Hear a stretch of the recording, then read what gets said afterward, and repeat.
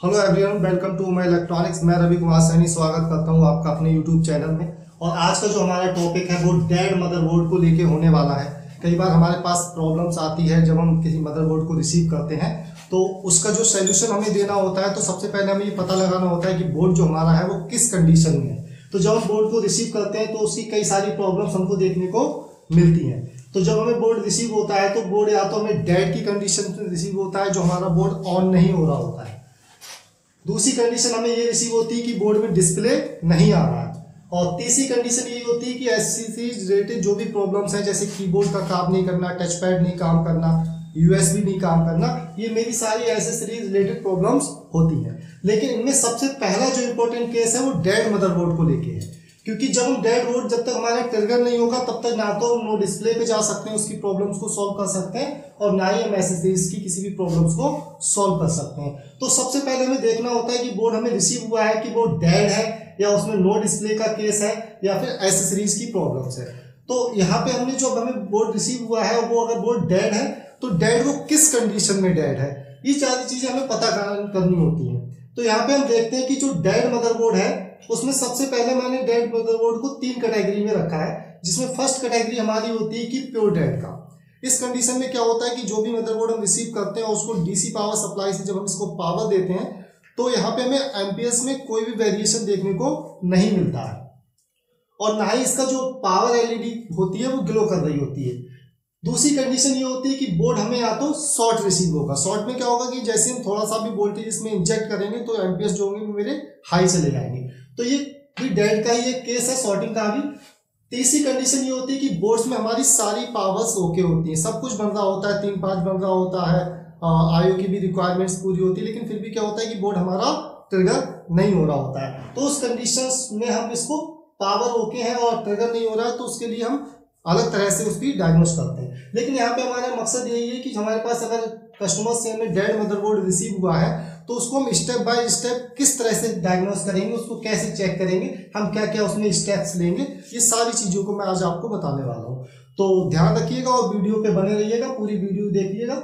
और यहाँ पे जो पहली कंडीशन जो हमारी होती है, जब हमें बोर्ड रिसीव हुआ तो सबसे पहले हमें क्या करना पड़ता है, उसका फिजिकल इंस्पेक्शन हमें करना है।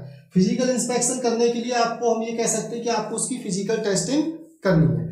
इसमें हमें क्या करना है, अगर आपके पास माइक्रोस्कोप नहीं भी है तो आप एक सिंपल से एक मैग्नीफायर लैंप का यूज कर सकते हैं, जो 200-250 रुपए का मार्केट में अवेलेबल होता है। तो यहाँ पे हमें ये देखना होता है कि मदरबोर्ड को बड़े अच्छे तरीके से 8 से 10 मिनट तक हमें ये चेक करना है कि उसमें कोई मॉइस्चर ना हो, कोई कोरेजन ना हो, रस्ट डस्ट ना हो, आईसी की या कंपोनेंट की सारी पिन में से कोई भी पिन ऐसा ना हो कि वो टूटी हुई हो, या फिर उसका ट्रैक कहीं से कोई कटा ना हो। ये सारी चीजों को हम पहले इंस्पेक्शन कर लेते हैं। उसके बाद सेकंड नंबर पे अगर हम आते हैं तो देखते हैं कि check impedance all regulators output coil including CRR.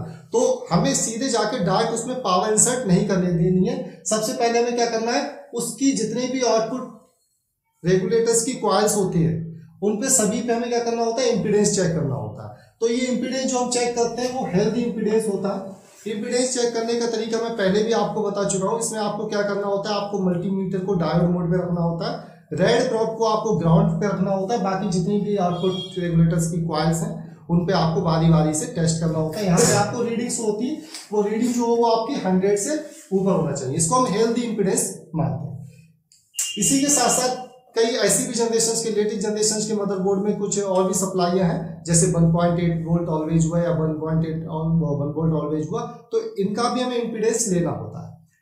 जब सारे इम्पीडेंस मेरे ओके जाते हैं उसके बाद में हम सेकंड स्टेप में आ जाते हैं, थर्ड स्टेप में हम क्या करते हैं, फिर हम वोल्टेज को इंसर्ट करके देखते हैं। जब वोल्टेज को हम इंसर्ट करते हैं तो उसमें हमें सबसे पहले ये देखना पड़ता है कि मदरबोर्ड जो है वो हमारा कौन सा है।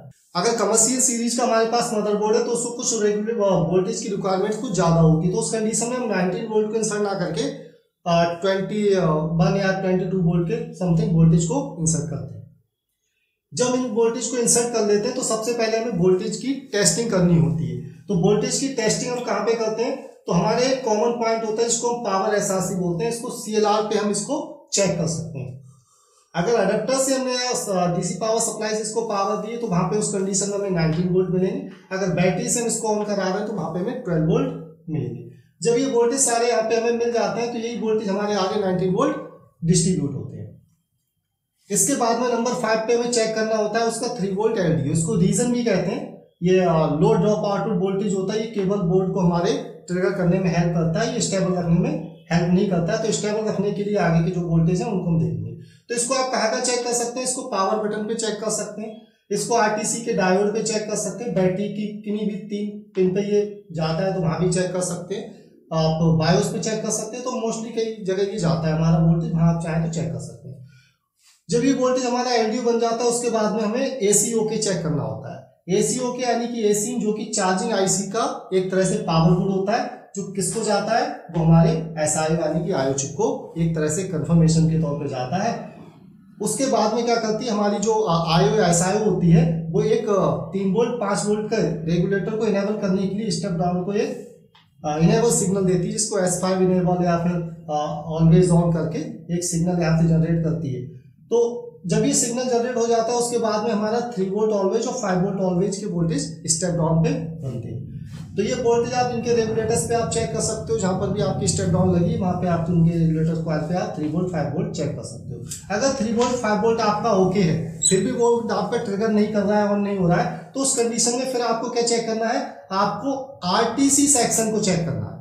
इसको चाहो तो आप पहले भी कर सकते हो, कई लोग बाद में भी करते हैं, जिसको जहां से स्टेप लेना होता है वो वहां से लेता है। यहाँ पे मैंने इसको इसलिए यहाँ पे रखा है क्योंकि जब आपकी सप्लाई 3 वोल्ट 5 वोल्ट बन जाएगी उसके बाद ही आप इस सेक्शन को चेक करें।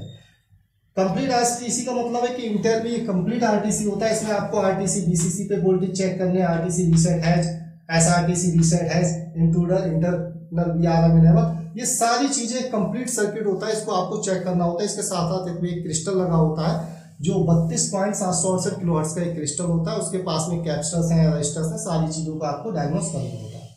जब ये सारा काम हम कर लेते हैं फिर भी बोर्ड हमारा ट्रिगर नहीं होता, तो उसके बाद हम क्या करते हैं, नंबर 9 पे हम एसआईओ यानी कि जो आईओ है उसकी रिक्वायरमेंट्स को चेक करते हैं। तो आईओ की रिक्वायरमेंट्स में हम सब कुछ चेक करते हैं। इसके लिए हम एक वीडियो बनाएंगे किस तरह से आईओ की रिक्वायरमेंट चेक की जाती है, उसका कम्युनिकेशन पीसीएच के साथ में कैसे होता है, एलपीसी क्लॉक क्या है, ये सारी चीजें हम चेक करेंगे। अब देखते हैं कि अगर फिर भी हमारा बोर्ड ट्रिगर नहीं हो रहा है तो लास्ट में हम आके क्या करते हैं, हम अपने एसआईओ को प्रोग्राम करते हैं। तो एसआईओ में कई बार क्या होता है कि ईसी बायोस एसआईओ अगर प्रोग्रामेबल नहीं है तो ईसी बायोस उसके आईओ के पास में दे रखा होता है, तो उसको प्रोग्राम करते हैं और साथ ही हम मेन बायोस को भी प्रोग्राम करके देख लेते हैं। इतना सब करने के बाद मोस्टली क्या होता है कि हमारा जो मदरबोर्ड है वो ऑन हो जाता है। अगर मदरबोर्ड फिर भी ऑन नहीं होता है तो उसके लिए और भी सारी रिक्वायरमेंट्स हैं, उनको हम देखते हैं, जिसके लिए हम एक नेक्स्ट वीडियो बनाएंगे। उसमें हम आपको बताएंगे कि आईओ की रिक्वायरमेंट्स में हम क्या क्या चेक कर सकते हैं, पीसीएच की रिक्वायरमेंट्स क्या क्या होती है, और उसके बाद में जब बोर्ड ऑन होता है तो जो नो डिस्प्ले का केस है उसके बाद में नो डिस्प्ले के केस में जाते हैं, ऐसे से रिलेटेड जो भी प्रॉब्लम होती है उसमें जाते हैं।